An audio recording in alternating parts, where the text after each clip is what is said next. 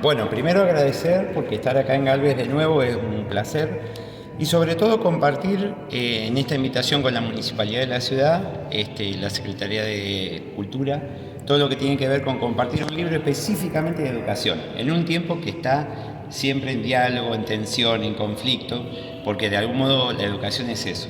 Lo que vengo a presentar acá es un producto de un libro llamado Virado a Sepia, que trata de recuperar esas imágenes que no son ni blancas ni negras, sino que son en colores ocres, que en los años 30 se discutían.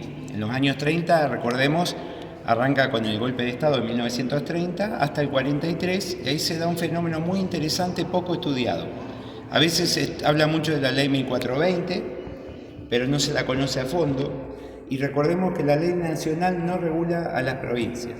Entonces, ¿qué sucede? La provincia de Santa Fe tiene una ley propia, que es de 1874, y tiene otra de 1886, pero en 1934 hay una fecha que es clave, porque se cumplen 50 años de la ley 1420.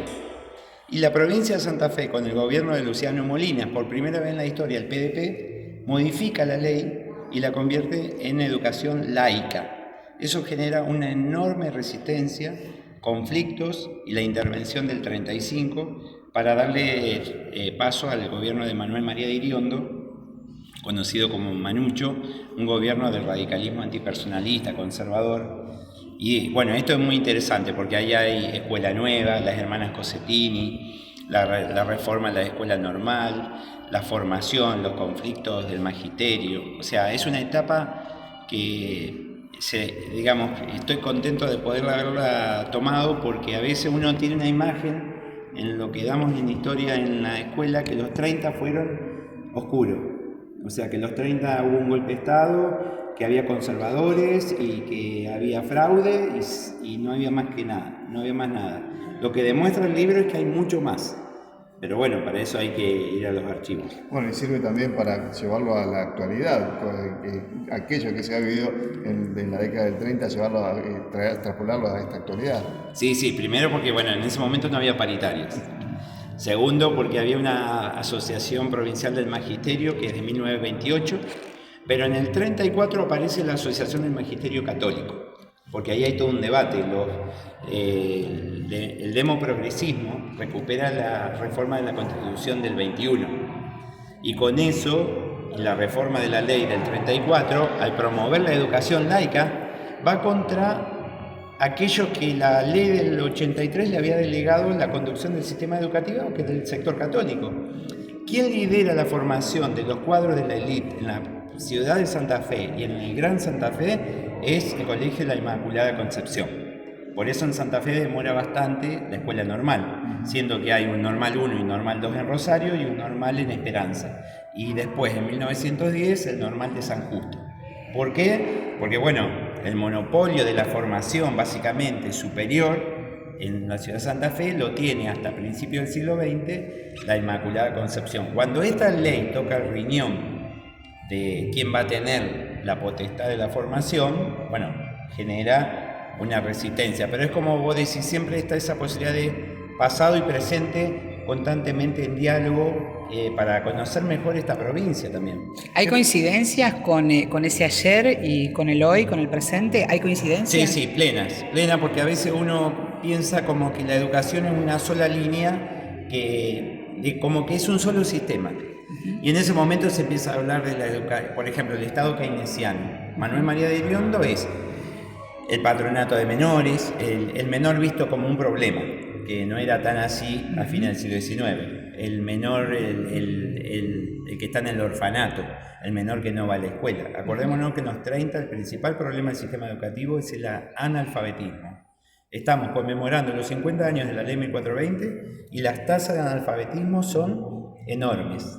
Por eso se da en el 34 el Congreso Nacional de Analfabetismo, donde aparece la figura de alguien a quien le dedico mucho en el libro, que es San Justino, pero bueno, conocido mundialmente, que es Juan Mantovani, ¿no? Bueno, y en los 30 pasan en todas las localidades, aparecen luego en los 40 las escuelas de comercio, o sea, digo para romper la idea de que el sistema educativo es uno solo. En los 30 hay una fuerte crisis del normalismo, como en el caso del normal mixto de Coronda, que no es nacional, es provincial, Hay nuevos títulos porque al no llegar con la cantidad de analfabetos se aceleran los tiempos de formación y aparece la normal mixta de maestros rurales con un cursado de 2 años, o sea, en vez de 4, de 2, pero para ir a dar clase al ámbito rural. Entonces empieza a haber como tensiones y eso es lo que quiere dejar un poco el libro, que no es ni blanco ni negro, que el sistema educativo siempre está en tensión. Lo que pasa es que a veces, hoy por ejemplo, la tensión es básicamente salarial y nos hemos olvidado de la discusión pedagógica. En los 30 se debate mucho la pedagogía. Lo salarial, sí es cierto, los sueldos son pésimos, hay una feminización del rol docente cuando el normal era solo para varones. Se da la educación mixta, pero no era el problema el salario, porque eso lo resuelve Mantovani en el 35, después de las huelgas del 21 en adelante.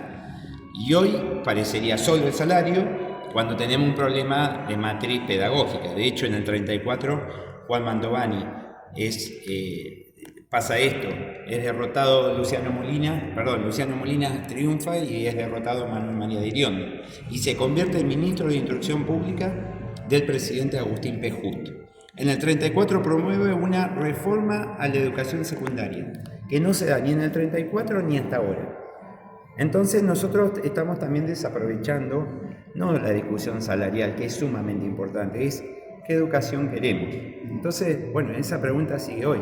Recordemos que la provincia de Santa Fe tiene una ley de educación de 1949, es decir, que estamos 70 años debiendo pensar qué educación deberíamos tener para nuestros hijos. Un libro... ¿Qué es lo que te llevó a escribir este libro?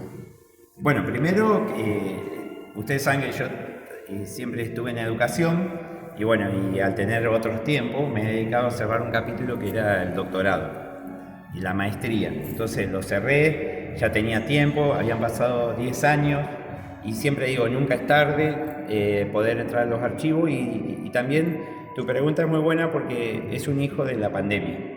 O sea, al cerrarse todo, yo hice lo que hicimos todo y me quedé en casa. La única gran diferencia es que estuve un año encerrado, además de dar clase por Meet o por Zoom, el resto del día me dedicaba a leer los diarios que tenía todos fotografiados.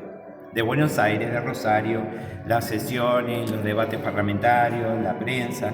Así que también rescato un aprendizaje que los archivos, si los podemos digitalizar, mucho mejor, porque si no, cuando perdemos un archivo, perdemos parte de la historia.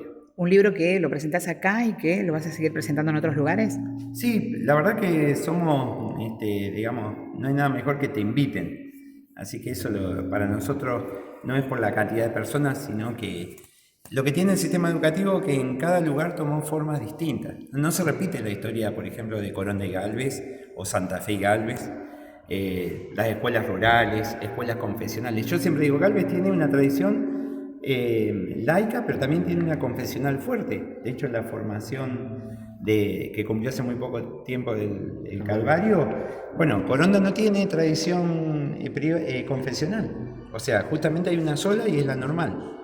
Con el tiempo eso cambió, pero digo, ¿por qué? Porque hay una distinta tradición de inmigrantes, porque el Estado tiene otra dimensión, y eso va pasando de pueblo en pueblo. Así que es muy lindo no solamente hablar del libro, sino escuchar a los que hoy vinieron a preguntar. Bien, muchas gracias. Bueno.